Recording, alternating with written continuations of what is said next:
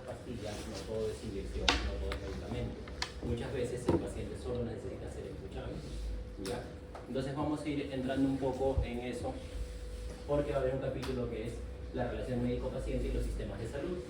Esa parte es muy importante porque, de acuerdo al vínculo que ustedes establezcan con su paciente, se van a ganar la confianza o la desconfianza, y en base a ello también van a poder obtener o no información. Así que vamos a entrar en materia y vamos a ver hasta que me traigan esto de ahí. Me he tratado de basar la mayoría de cosas en el tema del argente, ¿ya? O sea, si lo que quieres hacer es leer el libro, es básicamente el argente, ¿ya? Pero la idea es que vayamos siempre desarrollando cada enunciado, ¿no? Porque si vamos a memorizarlo no tiene mucho sentido, la idea es analizar cada enunciado, ¿no? Entonces, el tema básicamente en esta primera parte van a ser definiciones, básicamente definir lo que es salud versus enfermedad, ¿no? En este caso decimos que la salud es una construcción cultural influenciada por valores, creencias, ¿no? Y que la salud tiene que ver o está muy relacionada con la calidad de vida. O sea, el tema de calidad de vida ya aborda incluso ya temas económicos. Antes se decía que la calidad de vida solamente era un abordaje sociocultural, pero ya en los últimos 5 años se está tomando el tema económico también, porque, por ejemplo, hay personas que, bueno, no es necesariamente porque lo deseen, pero no tienen de repente acceso a una buena economía y muchas veces les toca vivir pues en zonas un poco más vulnerables, ¿no? Ahora mismo que estamos con la época de lluvias y han visto que se han desbordado ríos, hay personas que han perdido sus casas. Hace no muchos años en Chosica fue bastante afectado, se perdieron muchas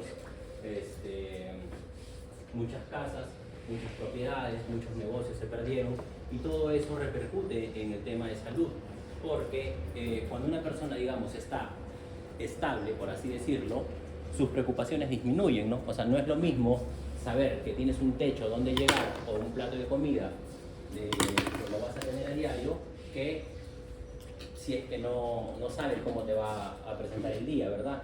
O sea, no es lo mismo. Ese tipo de salud, como les dije, va también relacionado con el tema de la economía. También depende mucho del grado de instrucción y todas esas cosas y las oportunidades que se puedan generar a raíz de eso, ¿no? Y bueno, para lograr la salud, dice, es fundamental reducir las inequidades sociales. Es un poco difícil bajo nuestro sistema, ¿no?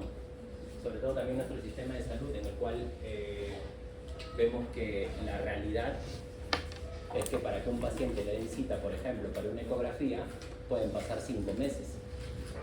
Y durante esos 5 meses, ¿qué hacemos?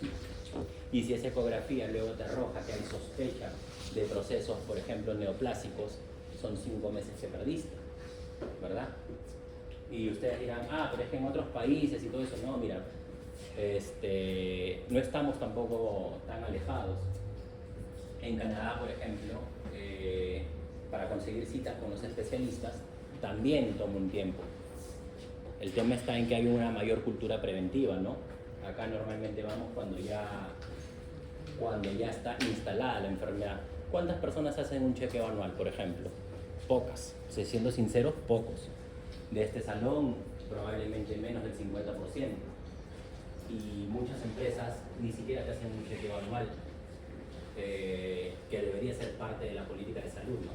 Pero bueno. Entonces, lograr la salud no solamente es, pues, de repente decir, oye, ¿sabes qué? No tengo fiebre, no tengo tos, no me duele nada. No es solo eso. O sea, la salud involucra muchísimas más cosas. La salud mental es muy importante, y la salud mental en el Perú, sinceramente, está muy venida menos. Cada que me toca hacer guardia, por lo menos 2 personas me llegan, por lo menos 2 personas. Una con intento de suicidio y otra con problemas de ansiedad por temas X. Entonces, y sin embargo, todavía existen algunos tabúes en el que consideran que ir al psiquiatra es malo, ¿no? O sea, muchas veces le dices, tiene que ir al psiquiatra, y los mismos pacientes se enfadan, o los familiares se enfadan, porque asocian psiquiatría con locura, lo cual no es correcto, no es cierto. Pero bueno, hay ciertas cosas que ya debemos ir quitándonos de la cabeza, y empezar por ustedes, ¿no? Que son los que van a poder brindar esta información, ¿no? Bueno, y el tema de debilidad, que ya sabemos que tradicionalmente se asocia a un tema de debilidad, ¿no? El tema de enfermedad. Adelante, doctor.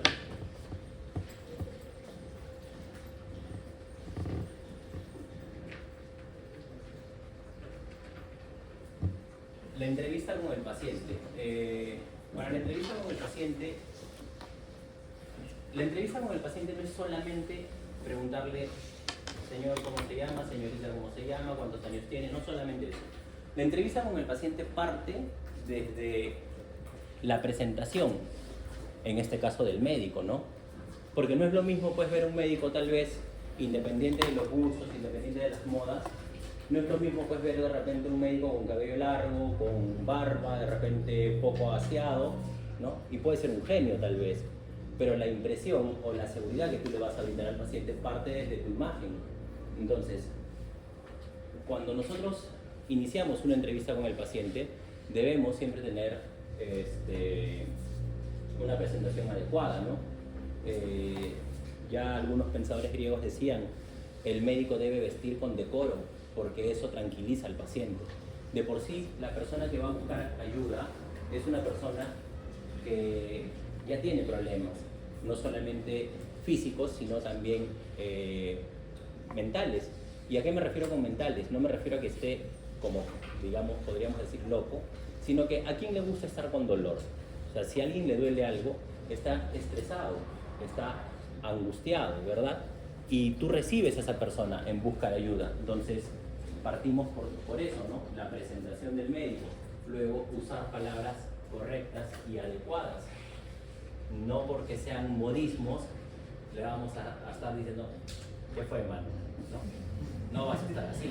O sea, hay personas que, bueno, pueden ser modismos y de repente entre tus compañeros te puedes gastar una broma, pero no es la manera correcta cómo te vas a comunicar con un paciente, ¿de acuerdo? Entonces partimos siempre con respeto. Y en base a ese respeto también vamos a hacer las preguntas necesarias. Porque algo que sucede muchas veces, y sobre todo con los médicos jóvenes, es que no preguntan lo que deben preguntar, y no porque no lo sepan, sino porque a ustedes mismos les da vergüenza preguntar. Y bueno, también luego va a partir la respuesta del paciente. No es lo mismo preguntarle, por ejemplo, a una señorita de 16 años si ya inició actividad sexual delante de la madre, ¿no?, que preguntárselo cuando está sola, y la respuesta cambia. O sea, algunos se pueden escandalizar y todo lo que quieran, pero la realidad es una. Y la realidad te dice que personas de 16 años, gran porcentaje, ya tiene inicio de actividad sexual. Y eso de ahí, independiente de que estén de acuerdo o a favor, que eso no me interesa, es por lo que eso puede acarrear. Porque por ejemplo, un acto sexual en una persona joven casi siempre es no protegido. Y eso te acarrea no solamente embarazos, sino enfermedades, ¿no? Y como le decía al grupo de ayer, no todo es VIH, por si acaso. No todo es VIH. Porque, por ejemplo, la hepatitis termina siendo más contagiosa y muchas veces más complicada que el mismo VIH. Lo que pasa es que nos hemos quedado con la tara del VIH, pues no. Que el VIH en los 80 no había cura. Ahorita hay cura, bueno, no hay cura. Pero con los TAR, o con los TARGA, como quieras llamarlo, puedes todavía vivir incluso más que una persona que tiene, por ejemplo, una hepatitis y con complicaciones como la cirrosis. Puedes vivir mejor. Entonces, vamos quitándonos ciertos conceptos que ya no están actualizados.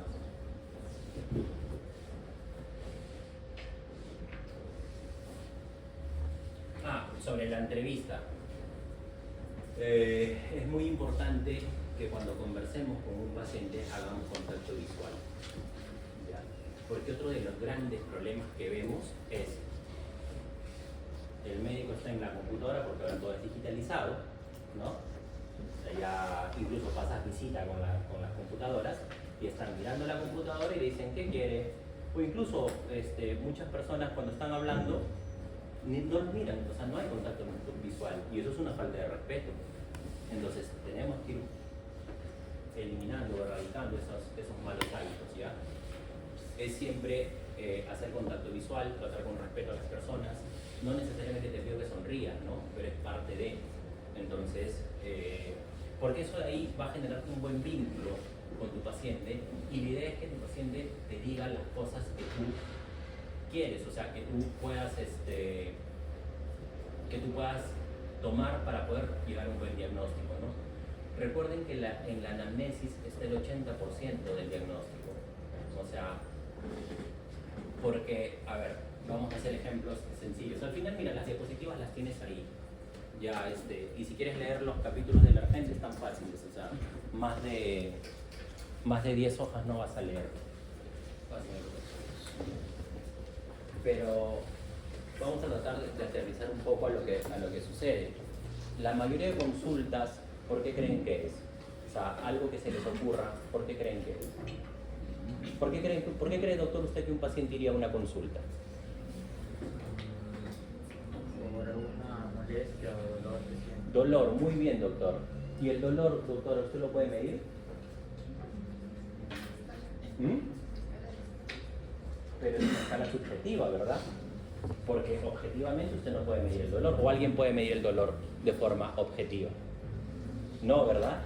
Entonces, ¿cómo podrías valorarlo si no es mediante un buen interrogatorio?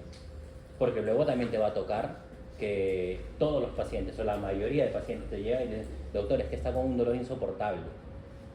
¿Y es así o no? ¿Lo han escuchado o no? Los que han pisado un hospital. Y si no han ido a un hospital, bueno, empiecen a ir. Pero todos llegan, está con un dolor insoportable. Bueno, no es insoportable porque todavía estás aquí, ¿no? Todavía respiras. Pero es algo subjetivo, o sea, es algo que tú no necesariamente puedes medir. Y todos los pacientes, cuando llegan a una emergencia o cuando llegan a una consulta, su escala del dolor, que puedes utilizar la EVA, que es la más frecuente, todos, y revisa historias, todos te van a decir que su dolor es de 7 para arriba. ¿Y eso es cierto? No necesariamente. Dolores de 7 para arriba, el parto es uno, pancreatitis otro, dolores oncológicos. Y de repente, ¿por qué llega? Por una infección urinaria. Una infección urinaria duele como 8, no. Pero bueno, no le puedes decir tampoco al paciente, oye, no, es que no te duele, porque es algo subjetivo, o sea, de repente a él sí le duele. Y luego vamos a ver, cuando llevemos la clase del dolor, no sé si le toca con ustedes o con otro grupo, pero bueno, vas a recordar que las terminales del dolor son terminales desnudas y van luego a través de las vías hacia la corteza, y tú le das el valor que tú crees. Y dependiendo del daño que haya, porque puede ser un daño inicial o puede ya incluso haber dañado los axones, pueden tornarse dolores crónicos o dolores que, por ejemplo, ciertos estímulos que no deberían ser nocivos generan dolor. ¿Sí? ¿Se acuerdan de eso o no? ¿Cómo se llama eso, doctora? Lo que acabo de mencionar. ¿Cómo se le conoce a eso?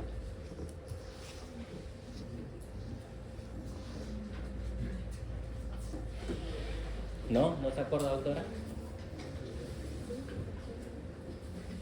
La idea es que participemos, ¿sabes? Porque, o sea, ya te dije, pararme acá y hacer la clase, ya te di las diapositivas. Si me voy a parar yo a leerlas, no es la idea, ¿no? Pero se supone que te estoy haciendo preguntas de algo que tú ya has llevado. ¿No? ¿Alguna idea, doctor? Nada, doctor, ¿usted alguna idea? ¿Cómo? El dolor psicótico. Psicógeno sería, doctor, porque psicosis es algo... Pero no me refiero a un dolor psicógeno. ¿Alguna idea, doctor? Un estímulo no nocivo que ocasiona dolor. Alodinia, doctor, muy bien. Alodinia. Entonces, si vamos aprendiendo ciertos términos que ya se nos han enseñado, es importante para que a la hora que tú hagas tu historia clínica puedas enfocarte, ¿no? Oye, no tienen esa... ¿Dónde está?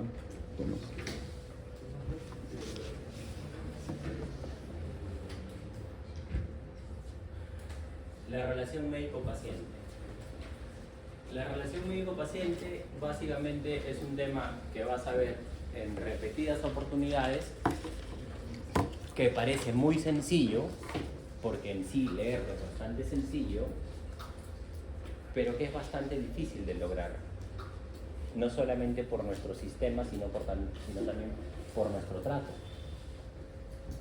Lo que te dije no es algo ajeno a la realidad, y yo creo que muchos de ustedes pueden haber visto. Cuando vas a una consulta, sobre todo en los hospitales públicos, porque a veces en el consultorio particular un poco que le prestan más atención, ¿ok? Pero normalmente en un hospital público pasa que le preguntan, señora, ¿qué tiene? Y ni siquiera los miran. Y muchas veces habrán escuchado que también dicen que ni siquiera los tocan, ¿verdad? Y eso suele suceder muy a menudo, por lo que les dije. Pasa que estamos tan acostumbrados a pedir exámenes auxiliares que nos estamos olvidando de la medicina. Si un paciente llega y me dice, me duele el abdomen, ni siquiera me tocas, pero lo tienes que ecografía. ¿Por qué? ¿Ya? ¿Funciona eso? Listo, gracias.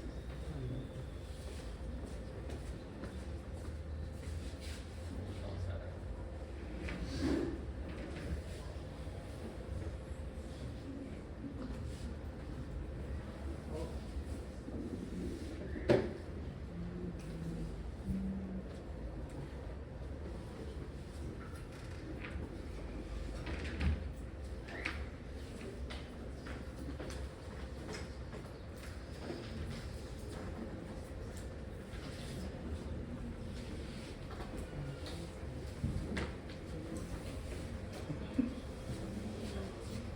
No hay.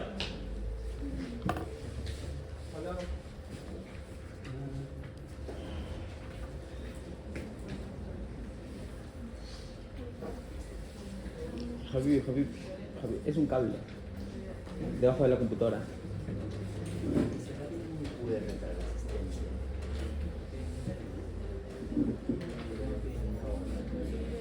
¿Vos sos aquí está?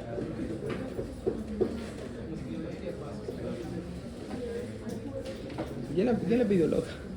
A mí me da lo mismo la asistencia, pero la universidad me lo está pidiendo. ¿Sí? Ahí está, ya, listo. Gracias, doctor.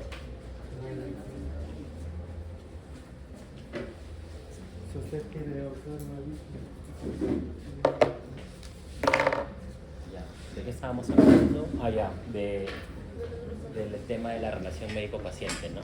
Entonces, como les decía, ¿no? Todo parte desde cómo ves a tu paciente.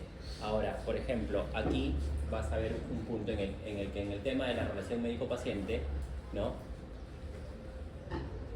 Te he subrayado compromiso, porque sí es cierto, o sea, lo ideal es que se logre un compromiso del médico por procurarle salud y cuidados, porque ojo, no solamente es un tema de medicación, ¿ah? O sea, también es cuidados, el médico cuida. La medicina, ¿ya llevado salud pública, por ejemplo? Todavía no, bueno, ya. Pero la medicina, el enfoque de la medicina debería ser preventivo. Incluso económicamente es mucho mejor prevenir que curar.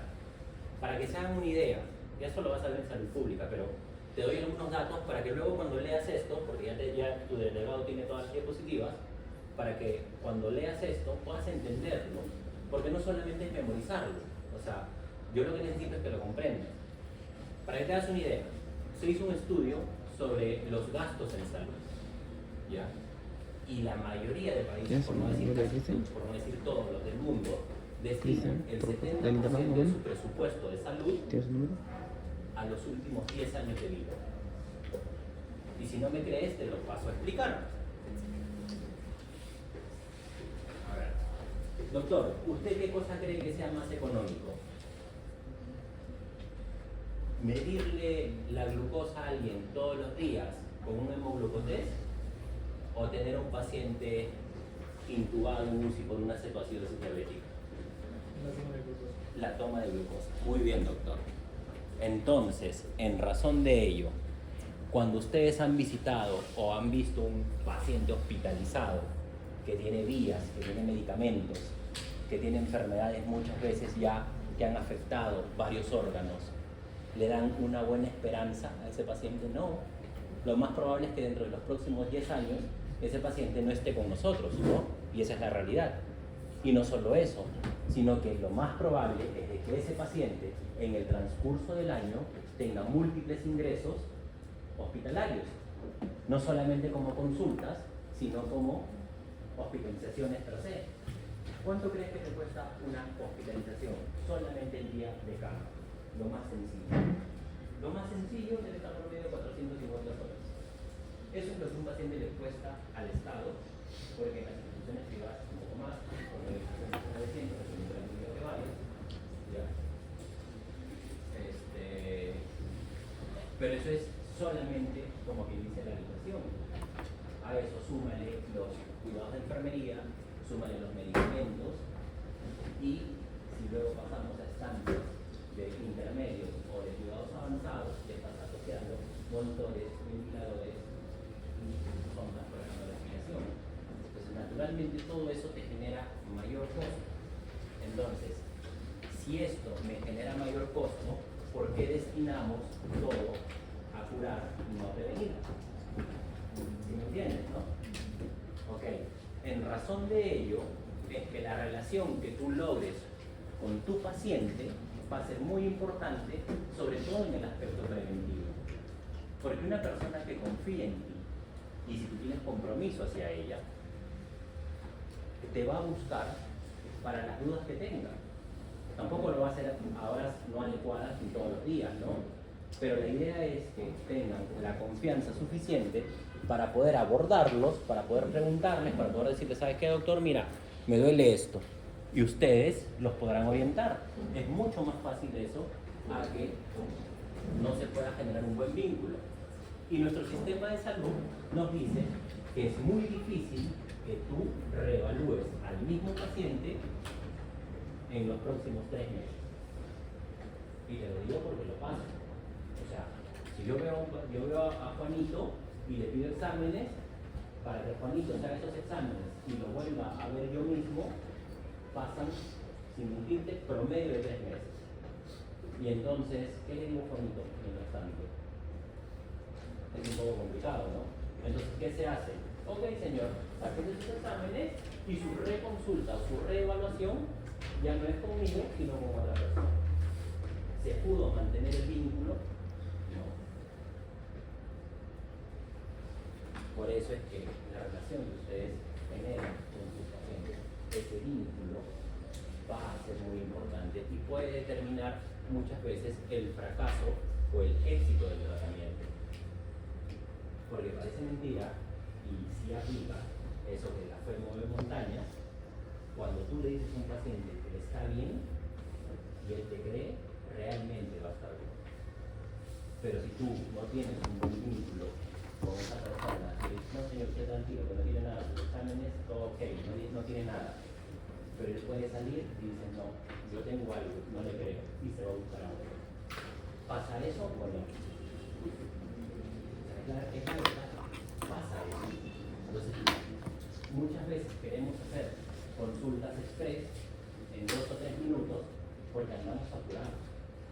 Pero es la verdad, o sea, a mí nuestro sistema de salud nos obliga a que tenemos que ver cierta cantidad de pacientes y muchas veces no lo escuchan. Muchas veces, me duele el abdomen, me duele el hombro, y de repente sí, o muchas veces también te dicen, no, me duele, doctor, me duele la cabeza en la parte de acá atrás, presión occipital, me duele el cuello o trapecio. Y terminan sacando la radiografía cervical, no le encuentran nada, pasas una tomografía, no le ves nada, hazle una resonancia, no le ves nada y simplemente estaba tenso. Y simplemente necesitaba de repente una sesión, yo qué sé, de masajes o simplemente conversar. Entonces, muchas veces malgastamos recursos porque nuestros recursos son limitados, ¿no? Esa es la realidad en que nuestros recursos son limitados, ¿no? Y por no tener un buen vínculo, por no saber escuchar a un paciente y de repente el señor o señora ha perdido el trabajo, no tiene de dónde y su problema es más eso que una afección real. Eso sería un dolor. Ahora, para el tema de la relación médico-paciente, tenemos dos enfoques. El sociológico humanista, que básicamente dice la vida es bella y todo gira en torno al paciente y hay que ser empáticos y lograr una atención integral, sí es cierto, pero no siempre es aplicable, ¿no? Y tenemos el otro enfoque, que es el biomédico cientifista, que es el que hasta cierto punto, en mi opinión, está ganando mucho terreno ahora. No significa que esté de acuerdo, ¿ah? Ojo, te estoy diciendo que yo creo que está ganando mucho terreno debido a que, como les hacía el ejemplo, ¿no? O sea, alguien va, tiene fiebre, por ejemplo, ¿no? Te dicen, tiene fiebre, y le piden un hemograma, y el hemograma está tranquilo, está normal, no hace nada, pero o sea, tratamos de siempre tener un respaldo, ¿no? O sea, a ver, otro ejemplo. Doctor, ¿qué pasaría o qué haría usted? No necesito que me diga pues nada. ¿Qué haría usted si alguien llega a su consulta y le dice, tengo un dolor acá en mi tórax izquierdo? Preguntarle, revisarlo. Ok, muy bien. ¿Qué más haría? ¿Qué más haría usted, doctora?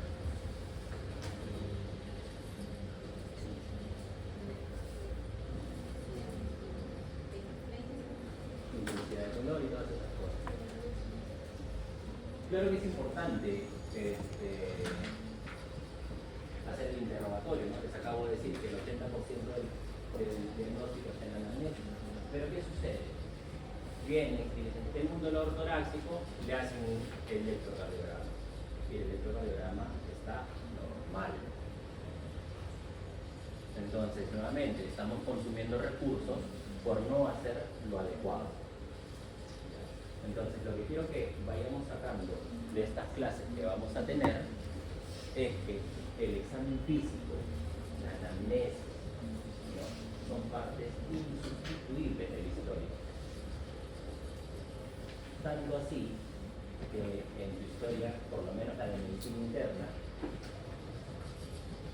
las dos primeras hojas son primero anamnesis, ¿no? Filiación, datos, antecedentes, etc. Luego viene el relato de la enfermedad para luego pasar al examen físico. Y solamente media hoja para exámenes auxiliares. La historia no es así porque nos dio la gana, sino es porque es lo que realmente debería ser. Tu libro, que ya lo debes tener y si no lo tienes, lo puedes descargar, ya porque está también en internet, habla mucho sobre el tema del examen físico, el abordaje al paciente y te deja poco apartado para los exámenes auxiliares. Con esto no te estoy diciendo que no son importantes, pero lo que quiero que entiendas es que los exámenes son complementarios. Tu criterio debe primar, la clínica siempre manda, ¿no? A ver, por ejemplo, doctora, si usted a mí me dice, doctora, ¿sabes qué? Es que cuando orino me arde, mi orina está más amarilla de lo normal y estoy sintiendo un poco de calentura. ¿En qué piensa usted? Muy bien, una infección urinaria. ¿Usted necesitaría un examen de orina para sospechar en eso? ¿Usted necesitaría un examen de orina para sospechar en una infección urinaria como lo que acabo de decir? Exacto, doctor. Entonces, si te estoy dando los datos, ¿tú necesitas el examen de orina? Sinceramente no. O sea, sinceramente no. Pero lo hacemos porque, bueno, o sea, el examen de orina no es muy caro, no te demora mucho y listo. Pero si tuviéramos que hacer otro tipo de estudio, ya tienes que valorar tu criterio versus realmente estudiarlo, ¿no? Entonces, hay cosas que son demasiado cantadas como para que pierdas tiempo. Y si el examen de orina te lo mandan de aquí a una semana y el resultado está en una semana más, esas 2 semanas que pasan, la tengo a la paciente con ardor, con fiebre, ¿no? ¿Verdad? Entonces, la semiología es evaluar al paciente, escucharlo, ¿no? Luego, naturalmente, hacerle el examen físico completo y en base a eso vamos a plantear posibles diagnósticos. Algunos se asemejarán más que otros, ¿no?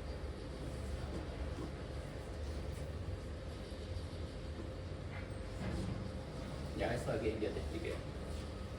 Relación médico-paciente, trascendental, lo que te decía, ¿no? Importancia de saludo, presentación, hay que tener una buena confianza y todo esto de aquí va a hacer que vayas hacia un camino de una buena hipótesis, diagnóstico. Listo. Algo que es que es producto de la relación médico-paciente y de la historia clínica, la confidencialidad, muchachos. ¿Ya? Eso es algo que se ha perdido mucho y está bien que a veces compartamos ciertos casos, ciertos comentarios, porque nosotros también lo hacemos, ¿no? O sea, digamos, a nivel de médicos, pero es un poquito más con los estudiantes de medicina, porque a nivel de médico, o sea, tipo, ya ves tantos pacientes que a veces dices como que ya basta, ¿no? No quieres saber, tus ratos libres son para otra cosa, no para medicina. Pero en el caso de ustedes, tienden mucho a conversar sobre los pacientes que ven, y está bien, porque eso te va a nutrir, o sea, estás en esa etapa. En la etapa formativa tienes que llenarte de toda la información. Pero a veces cometemos el error de decirle, oye, ¿te acuerdas del paciente, yo qué sé, Pepito? Y Pepito tenía, yo qué sé, tal cosa. O sea, tratemos de, si vamos a compartir información, que sea clasificada. ¿Listo? O sea, no necesitas dar un nombre para describir una enfermedad, ¿verdad? O sea, porque da lo mismo, por ejemplo, que sea con que digas, oye, un varón con fiebre, a que digas Pepito tiene fiebre, ¿no? O sea, al final es lo mismo. Entonces, tratemos de ver esto porque esta parte de la confidencialidad se está rompiendo mucho. Y no es agradable, pues, que alguien ajeno o que alguien a quien tú no le has brindado la autorización para acceder a tus datos, sepa lo que tienes. Porque puede ser algo simple, como un resfrío, pero también podríamos estar hablando de cosas un poco mayores, ¿no? Y cosas delicadas a veces. Hay personas que, por ejemplo, son diagnosticadas de algún tipo de neoplasia, algún tipo de cáncer, pero no desean que la familia se entere.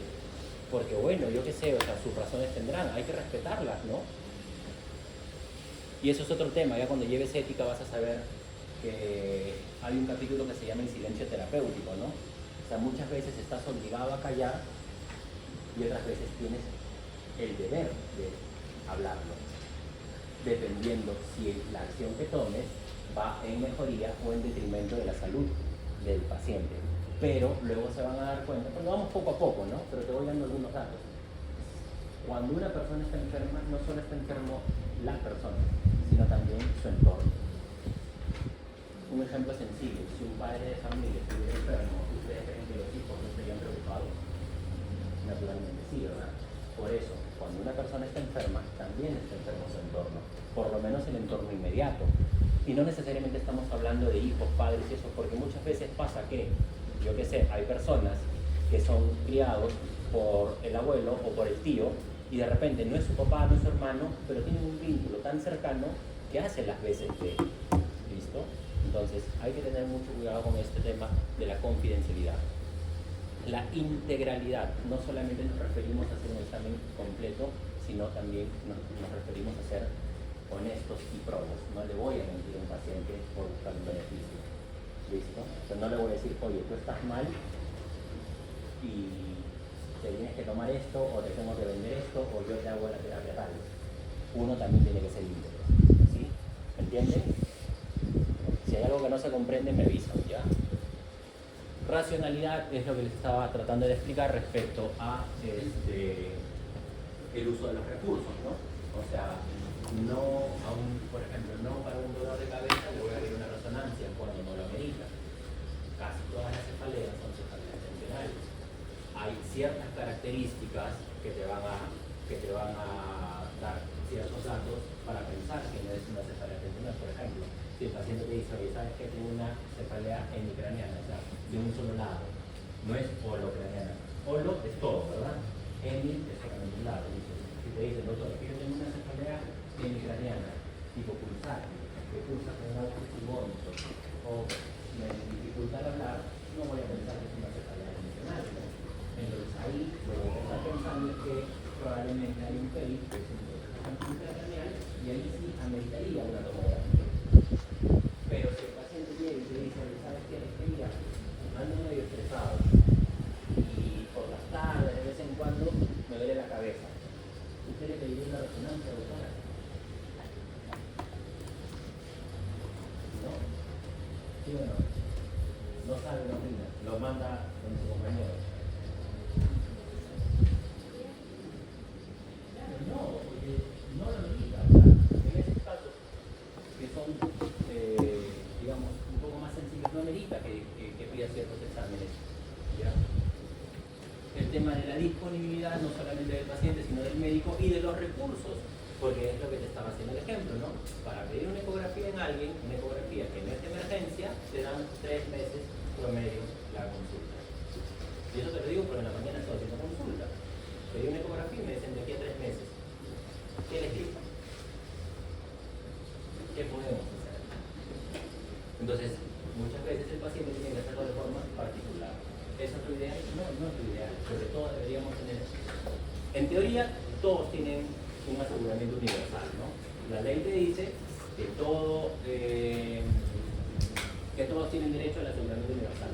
Las personas que no tienen ningún tipo de seguro, inmediatamente ingresan al SIS, independiente de su situación económica. ¿Sí?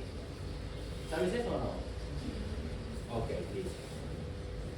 Eso, naturalmente, digamos, es lo ideal si tuviéramos pues también tipo unos, para empezar, tal vez unos 20 hospitales más tipo rebariales, más o menos, porque por lo menos los hospitales de mediano a alta complejidad no se dan abasto. Ahora, no solo eso, sino que también la distribución de la salud, ¿cómo es? Si ustedes, o sea, y quiero que lo pasen a la realidad, ¿no? O sea, ¿cuántas personas que, por ejemplo, tienen algún tipo de dolor, así sea un dolor de garganta, van a lo que antes llamaban las postas, porque ya no se llaman postas, ¿no? Ahora son centros de salud, ¿no? Van al centro de salud, ¿no? Se van al hospital, ¿verdad? Listo. Y ese hospital, que es de mediana o alta complejidad, dependiendo del hospital que vayas, ¿debería estar viendo faringitis? No. Ese hospital no está para ver faringitis. Ese hospital está probablemente para ver últimos de tiroides. Pero la realidad hace eso. Por eso es que la disponibilidad también es importante. Pasa que van al centro de salud y ni siquiera está el médico. Porque también sucede eso. Sobre todo cuando vayan a su salud, ustedes van a ir y van a decir, nada, claro, yo trabajo a tal hora, y el resto, a veces te atiende la obstetra, a veces te atiende el técnico, a veces te atiende la enfermera.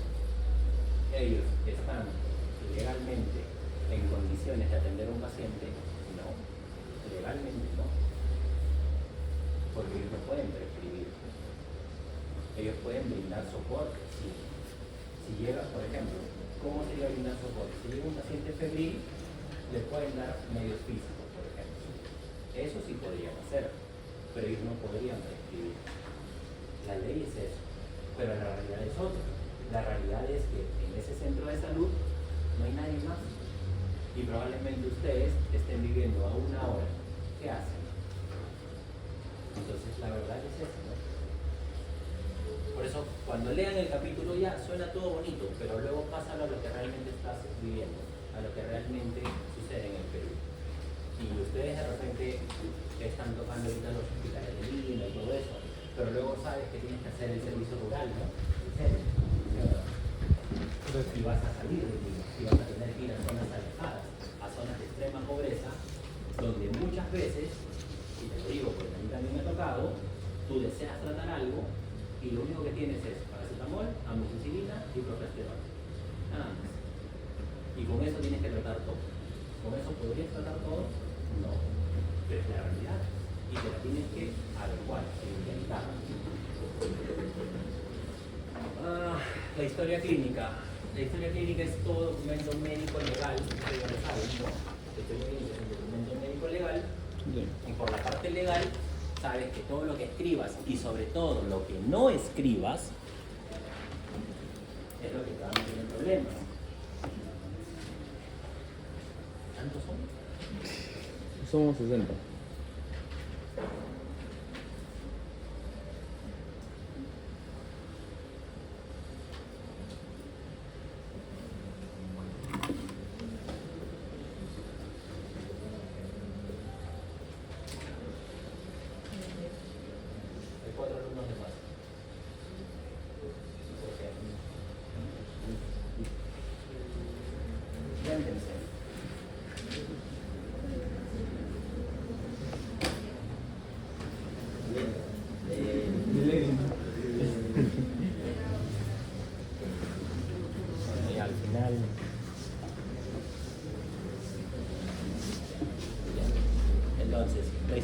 clínica es un documento médico legal y a lo que iba es, vienen bien en la historia clínica y lo que esté escrito en la historia clínica, lo que esté escrito en la historia clínica es lo que en la parte legal, ¿ok? Primero voy a tocar la parte legal y luego vamos a la parte médica, porque al final yo te voy a enseñar un poco más la parte médica, pero desde ya te quiero dejar sentado algunas bases. Lo que tú escribas en la historia clínica básicamente es lo que te va a sacar de líos. Lo que te va a meter en líos es lo que tú no escribas en la historia clínica. Lo que tú tienes en tu cabecita y lo pensaste y dices, ah, pero es que esto es obvio, y eso obvio no lo pusiste, eso es lo que te va a meter en líos. ¿Ya? Entonces desde ya les digo, en la historia clínica escriban todo, porque lo que está escrito en tu historia es lo que va a hacer que tú no te metas en líos. Eso es por la parte legal. Listo. Ahora en la parte médica. En la parte médica lo que tenemos que hacer es también hacer una historia detallada. Porque también pasa, y te lo digo porque es lo que sucede todos los días, hay historias clínicas que llegan, paciente está bien, vivo, respira, pum, diagnóstico tal. ¿Y cómo llegaste al diagnóstico? No, pero es que ya está bien, tú lo evaluaste, pero ¿qué tal si de esa evaluación yo hubiera podido sospechar otra cosa? ¿No? O sea, por ejemplo, los endocrinólogos, ¿no? Te hago un ejemplo. Ven, acantosis nigricans y dicen resistencia insulínica prediabetes. Ya, bacán. Listo. Pero no lo ponen, ¿ah? Le ponen paciente, yo qué sé, mujer de 37 años, prediabetes, inicia metformina. Ya, chévere.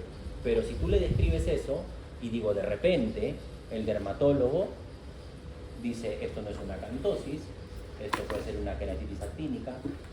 Te estoy haciendo un ejemplo, ¿ok? No te estoy diciendo que sea. Y podría determinar otro tipo de tratamiento. Entonces, ustedes que están en formación, para la parte médica, escriban todo en la historia. Porque mientras más completa esté tu historia, más diagnósticos puedes abordar. Y algo que es importante respecto a lo que escriban es que no solamente la historia la debes entender tú, porque muchas veces ustedes detallan y narran la historia de acuerdo a lo que ustedes son y de acuerdo a lo que ustedes saben. Pero la idea es que esa historia clínica, cualquier persona que la pueda leer, la entienda y que tú le transmitas en lo que has llenado lo que estás pensando y en lo que estás también llenando y de repente se te puede pasar el que ahorita la historia puede pensar en otras cosas, pero no va a pensar en otras cosas si es que no está escrito. ¿Sí? Ok. Ahora, la historia clínica naturalmente debe ser escrita de forma cronológica. Algo que pasa mucho con los médicos jóvenes es que dejan que el paciente les narre. O sea, está bien que el paciente te cuente las cosas y te las narre de acuerdo a sus vivencias, pero muchas veces, ¿cuántas veces les ha tocado? Señor, ¿y desde cuándo le duele la cabeza? Ah, desde siempre. ¿Es así o no? ¿Ah? Quiere decir que usted nació con dolor de cabeza, ¿no, señor? Porque siempre es eso, ¿verdad? O sea, yo entiendo siempre como que todos los días. No, es que desde hace tiempo, ya, pero desde hace tiempo, ¿cuánto tiempo? No es lo mismo, tú hace tiempo que de repente te refieres hace una semana con el hace tiempo de repente de la doctora que ella piensa hace 10 años. Es distinto, ¿no? Entonces, cuando hagamos una narración de historia clínica, también enfoquemos al paciente. También cuidamos datos exactos. Cuidamos, o sea, tratemos de detallar todo porque, por ejemplo, si un paciente ha sido operado hace, yo qué sé, 10 años, ya, ok, no te pido la fecha exacta ni la hora, pero como te digan, oye, lo operaron en el 2014, me basta, ¿no? No es lo mismo que lo hayan operado hace un mes. Entonces, tratemos de llenar eso, y así como el paciente te va narrando las cosas, y muchas veces los pacientes empiezan, pero es que mira, vengo porque me duele la barriga, pero ayer tuve fiebre, ya, si me dije más, sí, pero es que hace un mes estaba con vómito, y hace, yo qué sé, ya hace 2 meses estaba con tos, pero hace 4 días me salió un narran de forma aleatoria, ¿no? O sea, empiezan con un evento reciente, con un evento de mediano plazo, y de repente incluso se olvidan hasta de mencionarte los eventos importantes, ¿no? Así que tratemos de, cuando estemos entrevistando a un paciente, ¿ya? Y me imagino que van a tener un taller de eso también, orientar la historia, o sea, tratar de que te narren las cosas de forma cronológica. Y cuando ustedes escriban la historia, también lo detallan en forma cronológica. Si tu paciente al final te brinda muchos datos, tú tienes que luego organizarlos, ordenarlos y luego transcribirlos. Porque esa va a ser tu presentación. Ustedes hacen rúbricas, creo, ¿no? Los portafolios y eso, ¿no? Me ha tocado corregir bastantes portafolios y muchas veces eran la historia clínica copiada y pegada, o sea, hasta la foto me ponían. Y no es la idea, ¿no? La idea es que tú leas esa historia y dentro de tu cabecita digas, bueno, le falta esto, le falta lo otro, y puedas entrevistar a la persona o ampliarlo. ¿Ya? Pero si vas a solamente poner una foto, ya vamos a tener problemas de crédito.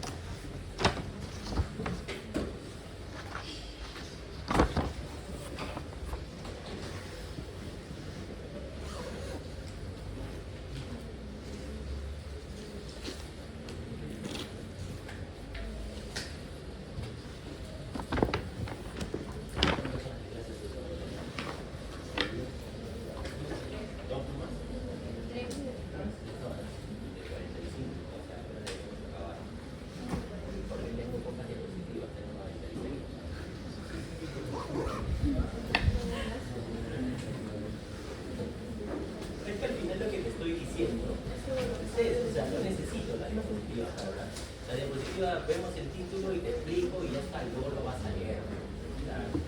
Y si tienen alguna duda, es ahora, porque en el examen no me preguntan nada. ¿Cómo se orienta en relación a los ¿Qué examen? ¿El que te voy a tomar o el examen físico del paciente? Ya. Terrible, difícil. ¿Qué es eso, doctora? Esto es lo que, o sea, no me refiero a que necesariamente va a ser lo que está en la diapositiva, ¿no? Sino te estoy tratando de enfocar. Naturalmente, en mis exámenes siempre hay preguntas de concepto, porque hay cosas que necesito que sean claras y específicas, ¿no? O sea, si habláramos de una patología, por ejemplo, ya por inventar de una fibrilación auricular, siempre te voy a preguntar cuáles son los criterios de fibrilación auricular. Siempre. Usted me va a contestar que tiene que haber ausencia de onda P con una P indistinguible, el RR triangular y la frecuencia mayor del organismo. Eso de ahí es el criterio. Entonces, esa es una pregunta de concepto, ¿no? Hay cosas que tienen que venir con ausencia, hay cosas que tienen que estar claras siempre.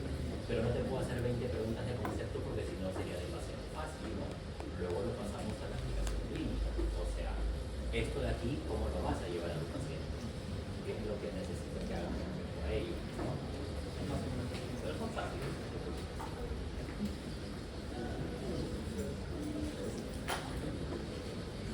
Y esto de aquí es algo que de verdad yo también, algunos colegas,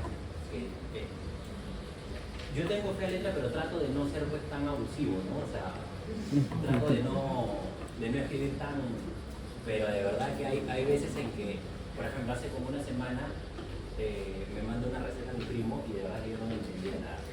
Yo la tengo por acá. Broma, Y no no se broma. entiende qué es eso. Es que si no se entiende, ¿de quién es la culpa? ¿Del médico o no? Porque ¿quién escribió? ¿Y quién le dio las... O sea, ¿por qué? ¿Por qué hacemos eso? Y digo hacemos porque somos parte de, ¿no? O sea, yo también soy médico, ustedes son médicos en formación, entonces... No proxeno. No hagamos eso. Pero hermano, es algo universal. ¿Por qué? En Egipto también Claro, tienen. ¿ves? Claro, ¿Qué dice o sea, la todo el doctora? mundo. De verdad. O sea, aquí es difícil entender. Allá en árabe todavía va difícil.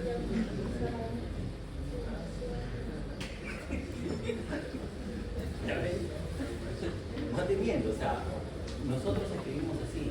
Y hay otras veces que en la receta aparece un electrocardiograma, ¿no? Firmado.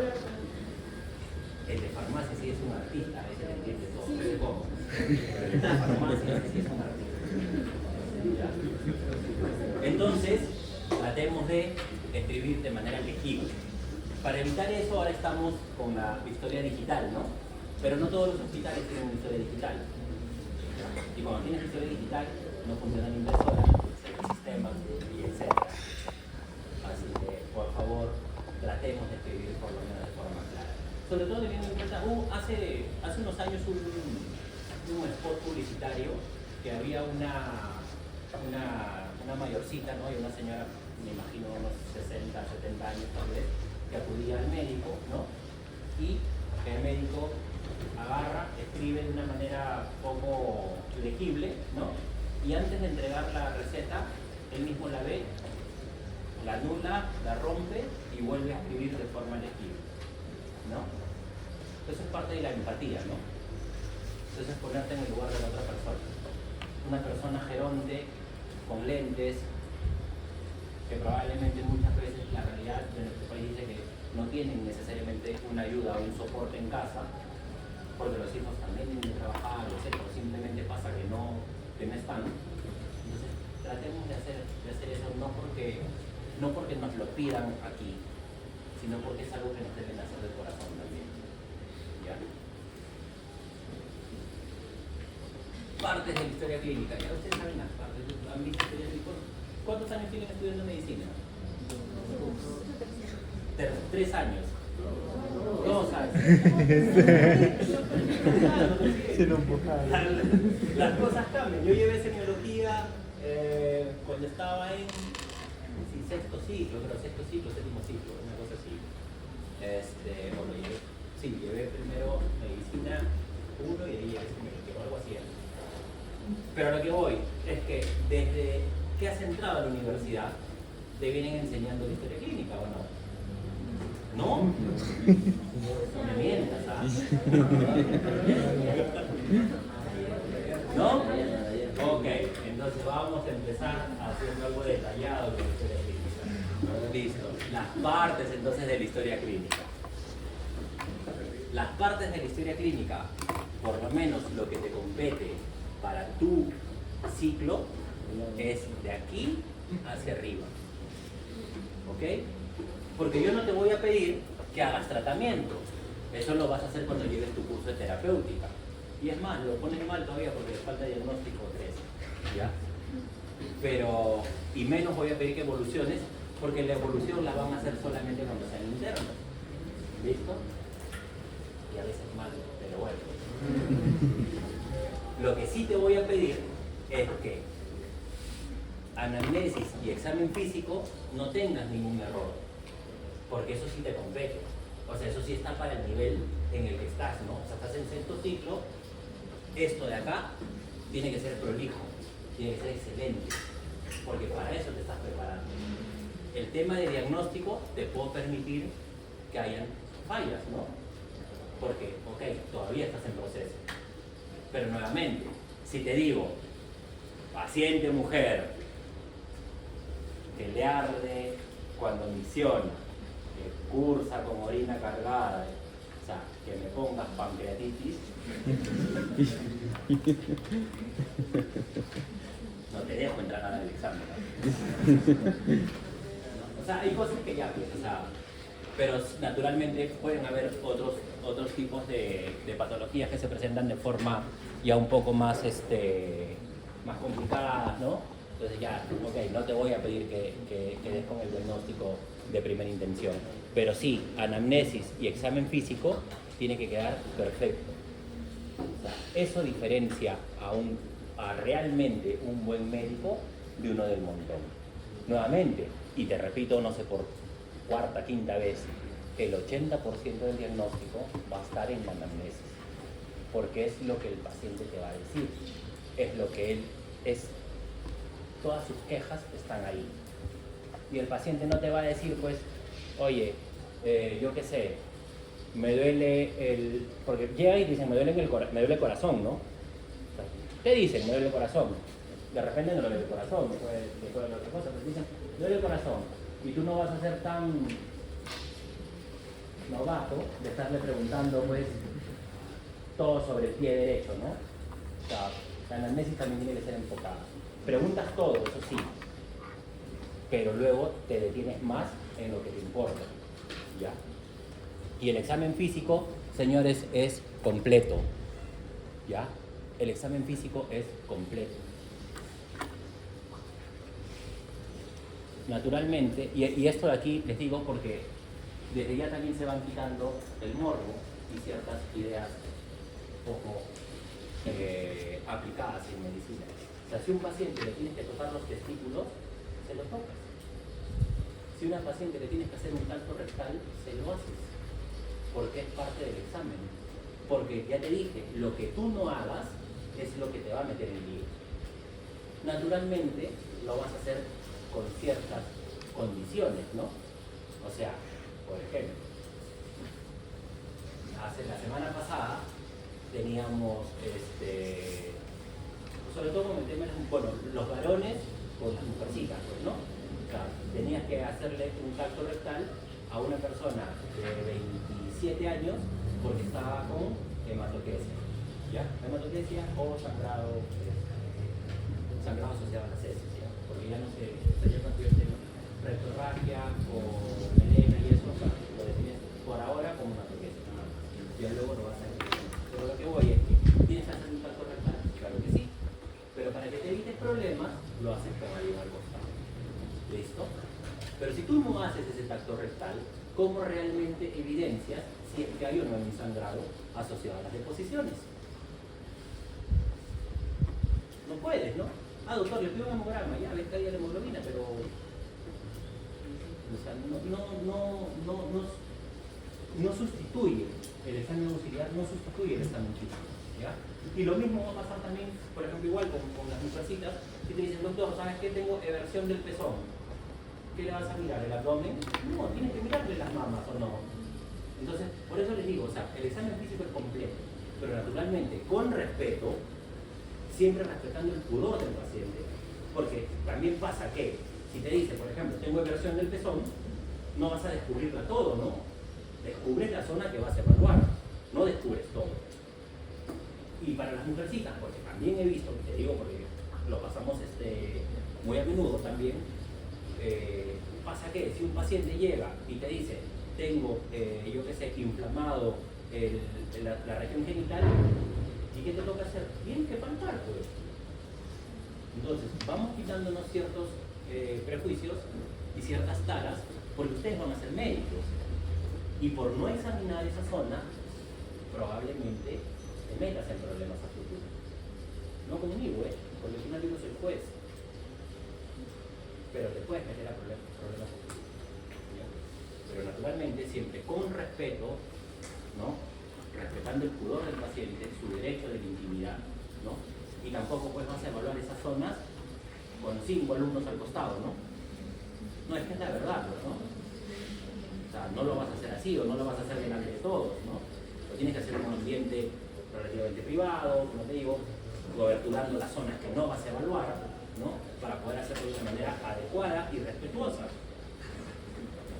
Listo, entonces vamos, y ahí está. Anamnesis, se acabó. Con esto se acaba la clase. Ahí está. Listo, la historia clínica se divide en la primera parte, ectoscopía. Doctor, ¿qué entiende usted por ectoscopía?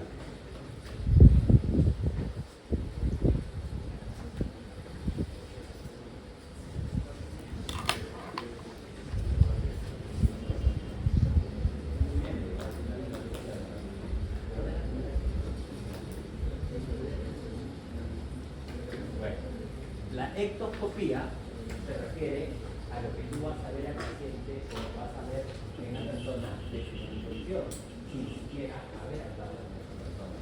Como ingresa, por ejemplo, caminando, ¿no?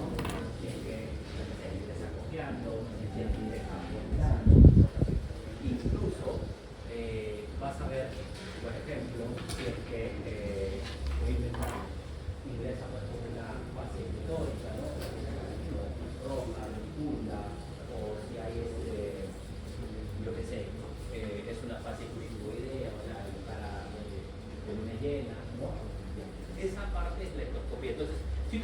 paciente ingresa, por ejemplo, así, ¿no? Cogiendo ese lado y así. ¿En qué vas a pensar? Apendicitis, pues, ¿no?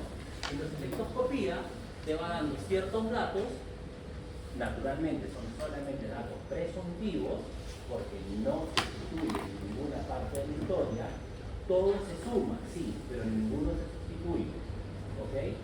Entonces, la ectoscopía te va a dar ciertos signos destacados, como por ejemplo la edad aparente, el estado de gravedad del paciente, claro que sí, porque luego, si tú ves un paciente pues que se mantiene a duras penas de pie, no vas a esperar tipo atenderlo después de 10 pacientes, ¿no? Le tienes que dar prioridad, ¿no? Y los signos más destacados. Listo, esta es la parte en la cual hasta ese momento, o sea, tú solamente estás mirando al paciente, todavía no lo has tocado, todavía no ni siquiera conversado con él, pero te va dando datos, como te digo, edad aparente, ¿no? El estado de gravedad y los signos más destacados. Luego, listo, luego pasamos al tema de la anamnesis. En la parte de la anamnesis, por séptima vez creo que te digo, está el 80% de tu diagnóstico. ¿Ok? Y la anamnesis naturalmente tiene ciertas partes, ¿no? Vamos a ver.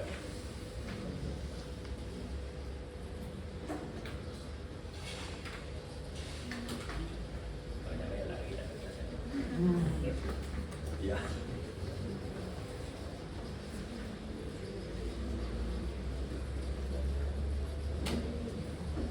Pero así no te sonaría. Hoy día hasta las 5, pues aunque sea 5:30 para poder. Las 3 horas que. Lo que pasa es que no han cambiado las horas, pues, ¿no? Porque o tienen clase después de eso. Ya, entonces podemos ir hasta las 10. Y acabamos de una vez todo el curso.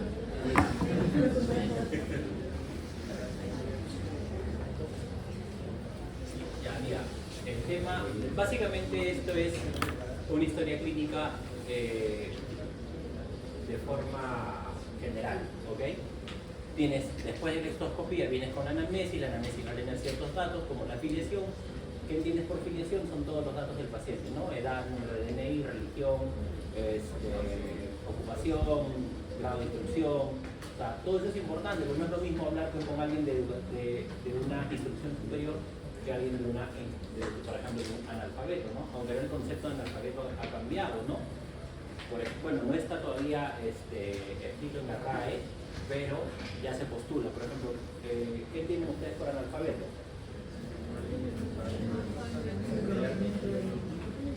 Persona que no sabe leer ni Muy bien, escribir. doctor, todavía se mantiene ese concepto, es una persona que no sabe ni leer ni escribir. Sin embargo, ya se postula que el analfabeto del siglo XXI es aquella persona que no domina la informática ni idiomas, porque ahora la educación es universal. ¿O me equivoco? La educación es universal.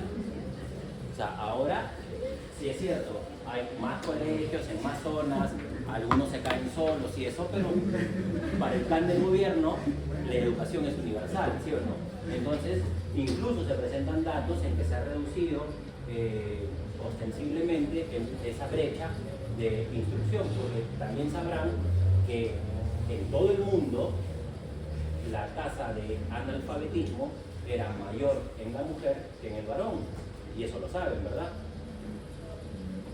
Siempre ha habido una brecha, que obviamente no estamos de acuerdo, ¿no?, entre la mujer y el varón. Listo, ahora eso se ha equiparado y la instrucción está para todos, enhorabuena.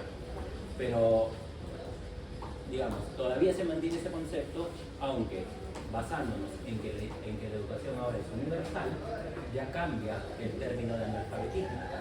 Por eso se dice, ahora se postula, naturalmente no para los niños, ¿no?, pero digamos para el tema del mundo dinámico, de la globalización, de los negocios, que la persona analfabeta es aquella que no domina ni la informática, o sea, una computadora, ¿no?, y los idiomas.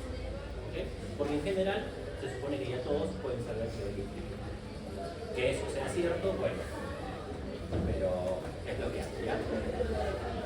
Entonces, todo eso lo vas a hacer en filiación. En enfermedad actual es el relato del paciente, cómo te lo está contando, ¿no? Luego vas a detallarme las funciones biológicas, porque naturalmente no es lo mismo que una persona, por ejemplo, realiza deposiciones todos los días a otra persona que no realiza deposiciones o que las hace cada, voy a inventarme, 10 días. No es lo mismo, ¿verdad? Desde ahí ya te van dando ciertos datos, ¿no? Así que en cuanto se aprendan esto, ya tienen por lo menos la mitad de la primera parte lista.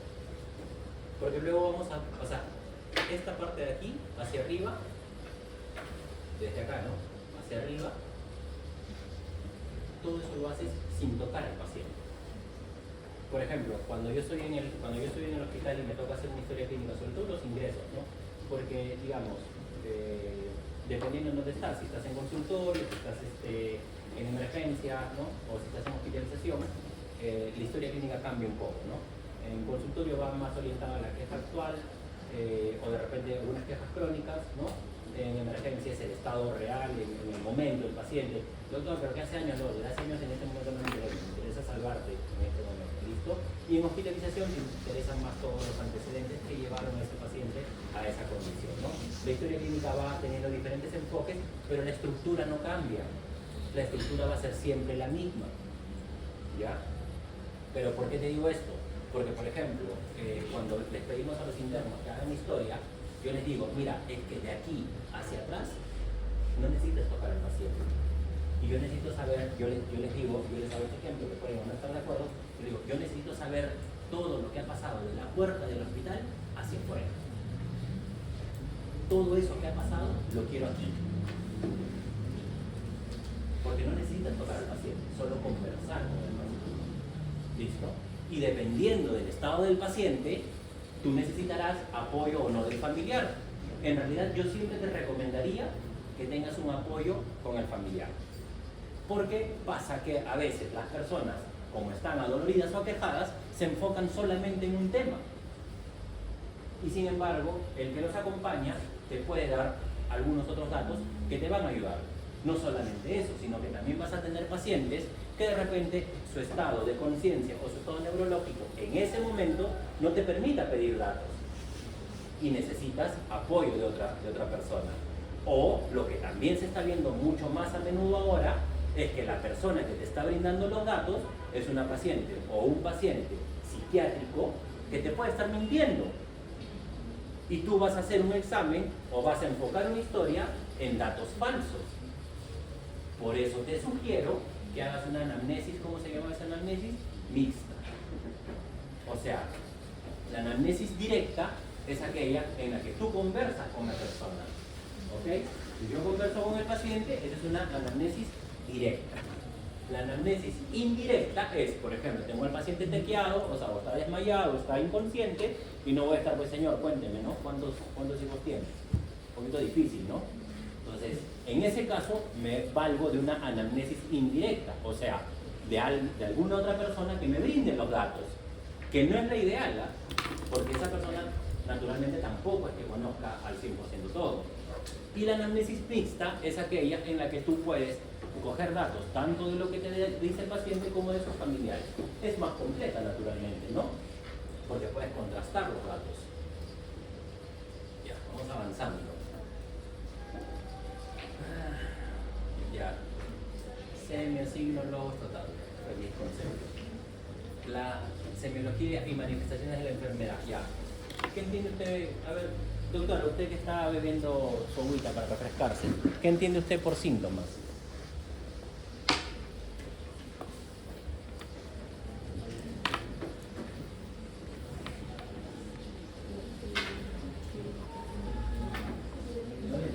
Doctor, ¿le ha escuchado?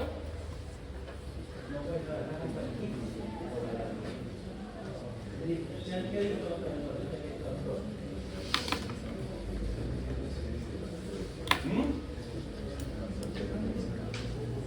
Es lo que tiene el paciente en el momento. Ya. ¿Usted está de acuerdo, doctora?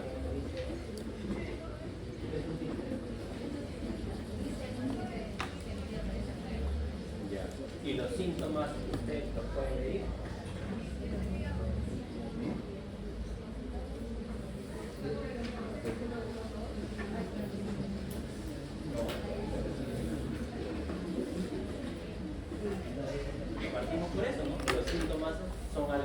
subjetivo. Le tengo que creer, ¿no? Si la doctora me dice, doctora, a mí me duele, yo qué sé, pues el oído, como que creer, ¿verdad? Y los signos, naturalmente, es lo que yo puedo objetivar, ¿no? ¿Qué signos conoce usted?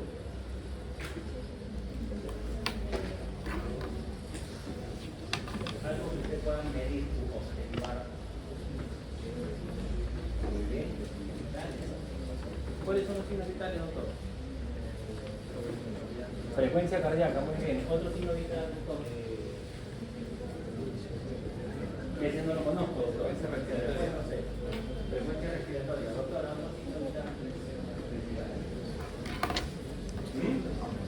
Presión arterial, muy bien. ¿Algún otro? Doctora. ¿Signo vital? O sea, lo están incluyendo ahora, pero la sensación no es indirecta, porque tú tienes que medir realmente la tienes que medir el PO2, la presión arterial del cielo. Es indirecto, pero todavía algunas literatura lo tienen otra cosa, la temperatura.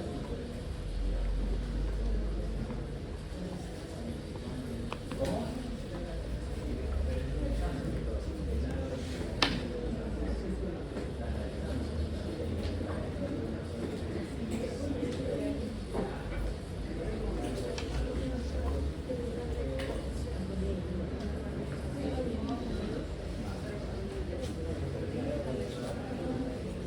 Síntoma referido por el paciente. Síntoma referido por el paciente. Algunos signos, signos de Raynaud, signos de Godet, signos de claustrofobia. Es que tú puedes Medir. La voy a pedir. Mides. El Raynaud lo mides. ¿Qué tan cianótico está tu dedo? Y síntomas son las mentiras del paciente.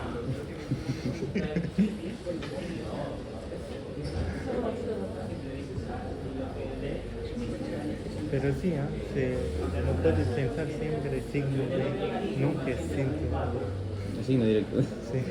Tiene S. Y ahora refiere dolor en el hemisferio izquierdo. Sí, reposando. X.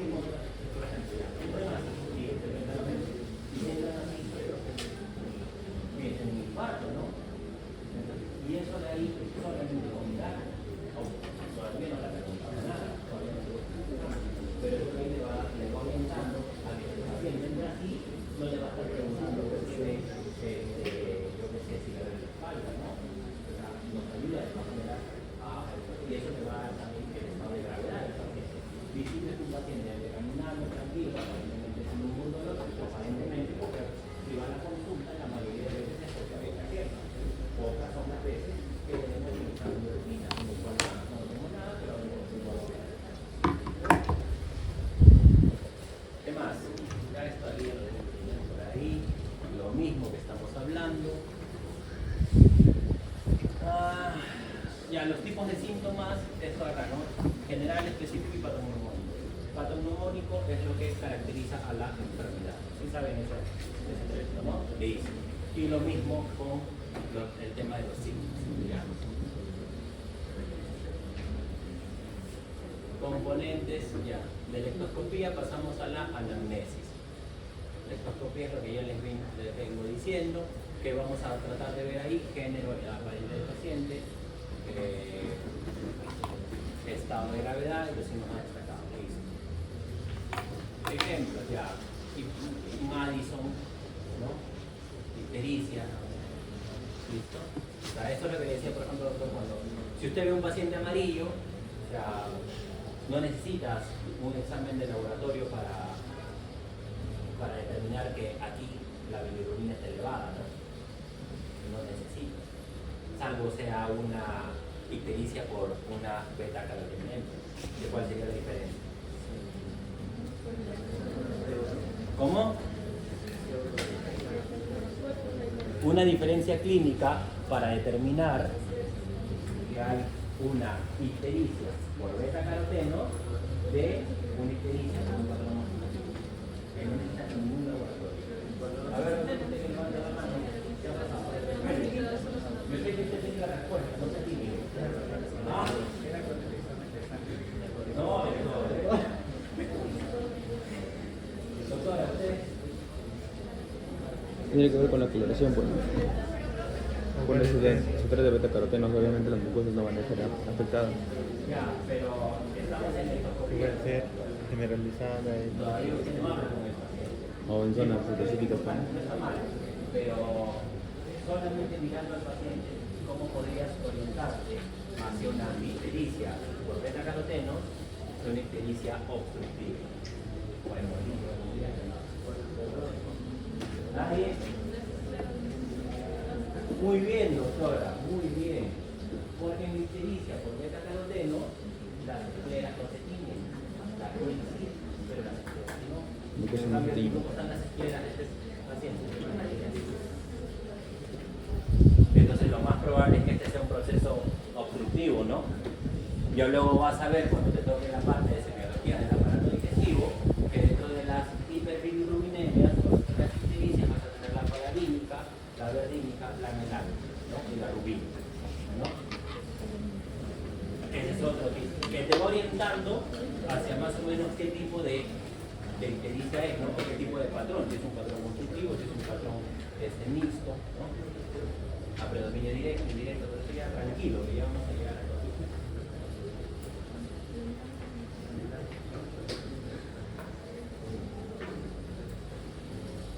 La validez, ¿qué entienden por cianosis? La falta de oxígeno a los tejidos.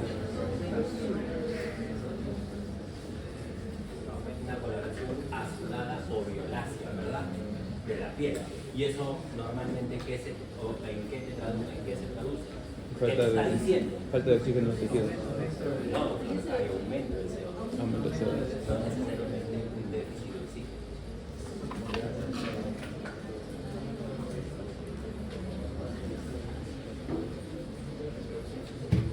Porque en un sistema normal, usted lo que dijo tendría razón. Dice, hay poco oxígeno, ya. Pero el oxígeno te pinta de azul, no, lo que te pinta es el CO2. En un sistema normal diría, hay aumento del CO2 en detrimento de una baja del O2. Pero en un paciente, por ejemplo, con un EPOC, su O2 para el paciente estaría normal, para el paciente. Sin embargo, el CO2 estaría aumentado. Y eso significaría que está haciendo o que esté dentro de una patología, no necesariamente. Ya, entonces, esto aquí lo que te traduce es un incremento del CO2. Ya.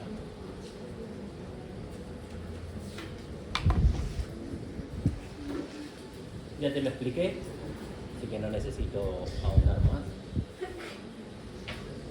Salud. Comunicación con el paciente, ya, naturalmente, pues, ¿no? Tenemos que poner todos nuestros conocimientos teóricos con todo el abordaje tecnológico que ahora tienen a la mano para poder llegar a un mejor diagnóstico y naturalmente tener una buena comunicación con el paciente. Esta parte es lo que en realidad se ha perdido mucho. Incluso después del COVID se han hecho unos estudios porque, bueno, que de repente a usted no les tocó mucho el tema del COVID porque espero que hayan estado aislados y no yéndose a las fiestas COVID. Ya. Pero con el tema del COVID los pacientes estaban aislados, o sea, realmente estaban aislados y nosotros usábamos pues un pseudo EPP así similar a la NASA, ¿ya? Lo que te impedía el contacto con el paciente, ¿ya? Y lo malo es que mucho de eso permaneció, o sea, perduró, discúlpame. O sea, ahora muy pocas veces tocas al paciente. Y hay un estudio que no me acuerdo el nombre del estudio, pero lo puedes googlear si deseas. El tema es el hambre de piel. ¿A qué se refiere? Que los pacientes quieren que los toquen. No de esa manera, que sean evaluados. O sea, Es lo que te decía, ¿no? Muchas veces vamos a la consulta y dicen, el doctor ni siquiera me examinó, ni siquiera me tocó. Listo. Ese estudio, que te invito a que lo leas, porque no es técnico, es más tiene un abordaje más psicológico, se llama hambre de piel, ¿no? En la cual sí es necesario tocar a tu paciente, porque no puede ser que todo sea como te dice el ejemplo, ¿no? Ecografía, radiografía, examen, ya, pero ¿y en qué momento? O sea,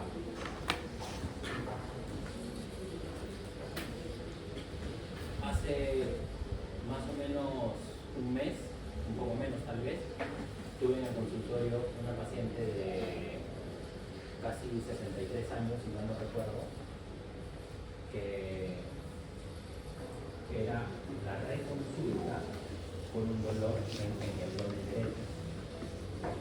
Y no te miento, te estoy diciendo lo que fue a consulta, me acuerdo, el día 3 de enero, ¿ya?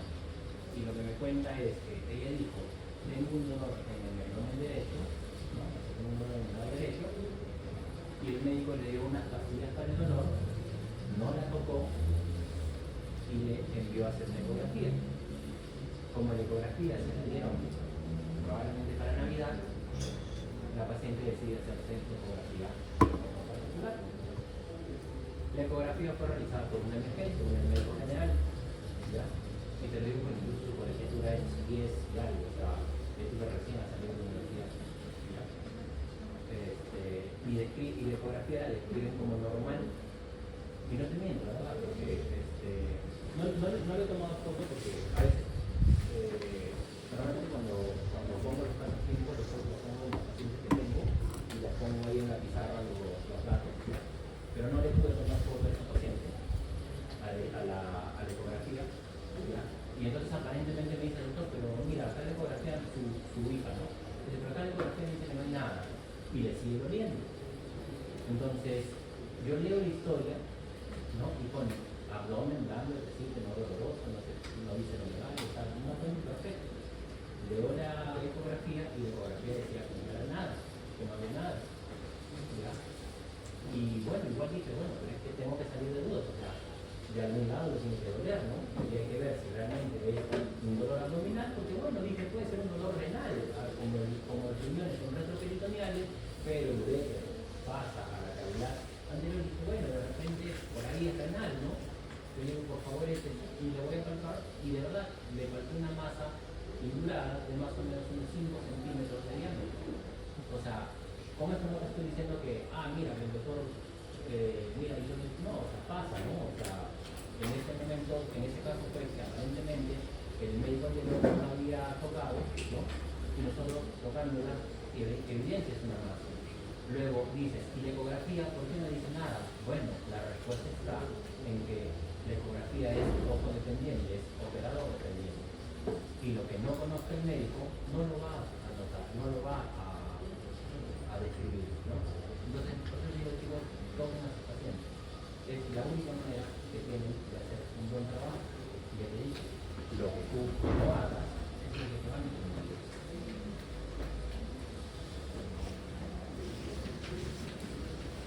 El mismo cuadro de hace rato, pero en otra versión. Para ponerle dinámica. Pero ya vamos desarrollando un poco pues el tema, mira, de filiación. Se divide en qué? En todas estas cosas que tienes que tener, ¿no? Y acá no sé si acá está, familiar responsable, ¿ya? Esto es importante también, porque ¿qué pasaría si tu paciente se te complica? Es importante brindar de una vez la información a los familiares, ¿ya?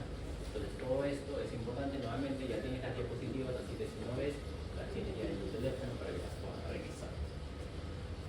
Filiación, todo esto de acá, aquí, ¿ya? Entonces vayan practicando de repente con sus compañeros, empezar con una historia clínica, porque la idea es que todo esto, porque va a pasar, que todo esto luego lo vas a tener que hacer de tu cabecina. Cuando yo te pida que hagas una nota de ingreso, te voy a dar un hoja en blanco, bueno, ni siquiera un hoja en blanco, tú vas a cargar tu Word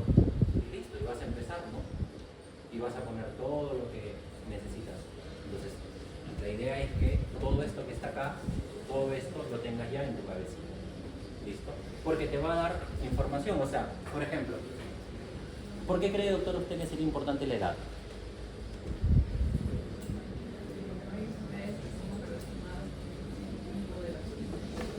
Con el tiempo, con la edad de la persona. Muy bien, doctora. ¿Cómo cuáles? Hay mayor grupo de personas mayores que dan para hacer hipertensión. Muy bien, doctora. Y eso es difícil en un niño, ¿no? Muy raro, ¿no? Salvo tenga pues algún tipo de cardiopatía, pero es frecuente o esperable que en una persona adulta tenga usted hipertensión versus un niño que no lo va a tener, ¿no? Entonces, se dan cuenta cómo al final todas estas cosas son importantes, ¿no? Igual, por ejemplo, con respecto al sexo, hay patologías predominantemente de mujeres, como por ejemplo el hipotiroidismo, el lupus, ¿no? 9 de cada 10 pacientes son mujeres. Y hay patologías que son prácticamente la exclusividad de los hombres, ¿sí o no? ¿Cómo cuál, doctora? ¿Cuál cree usted que sea una patología de exclusividad de los hombres? Próstata, claro. Hace particular. Por lo tanto, un problema prostático es exclusivamente de los varones, ¿no?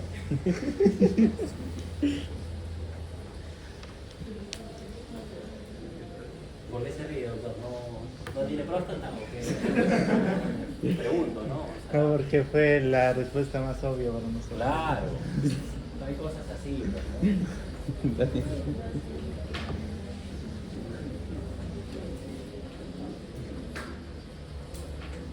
Enfermedad actual. Ya, el tema de la enfermedad actual es importante el inicio de los síntomas. Si hay factores que lo atenúan o que lo agravan, ¿no? Y luego, importante hacer un relato cronológico. Ya todo esto lo tienen, ¿no? O sea, no vamos a entrar en mayor detalle, pero lo que quiero que se pueda quedar con ustedes es que si vamos a hablar, por ejemplo, de dolor o de alguna otra afectación, siempre tener el tema de la localización, ¿no? Porque no es lo mismo que te duela, como te dije, el hemitórax izquierdo, en que puedo pensar en que hay un problema coronario, a que te duele el hemitórax derecho. Ah, doctor, pero también hay estrocardia, sí, pero es raro, pues, ¿no? O sea, que un paciente tenga estrocardia es bastante raro. Entonces, si te dice, ah, doctor, pero es que me duele el hemitórax derecho, lo primero que vas a pensar es el pulmón y no el corazón.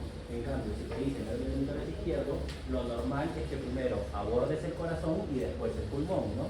Y ahora, igual dentro de tu examen, porque vas a hacer una auscultación, si escuchas los latidos predominantemente en el lado derecho, dices, ok, puedo pensar en una estrocardia, ¿no? O en el situs inverso.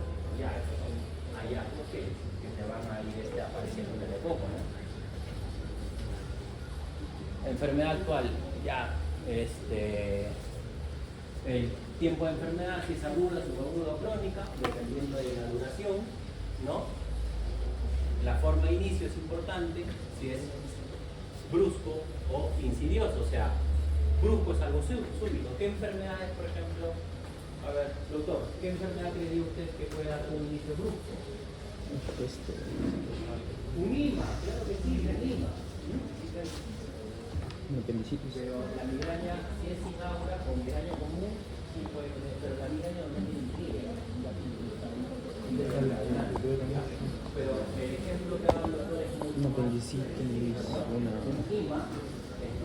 inicio brusco. suele cursar un contexto neurovegetativo, sí, pero hasta que lo detectes, ¿no? Un Guillain-Barré. En cambio, claro, pero la angina, salvo que sea inestable, se puede acontecer. Pero es una angina inestable,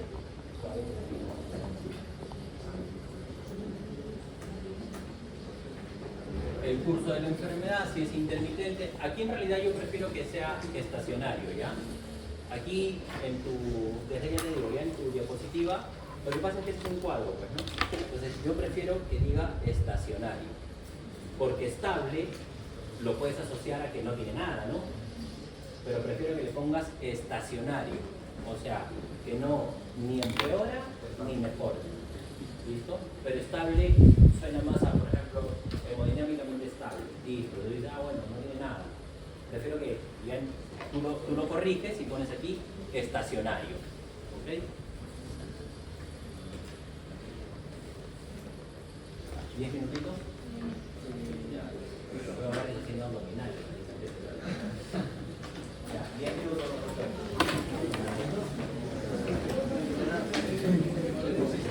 ¿Le pongo eso? ¿Lo paro?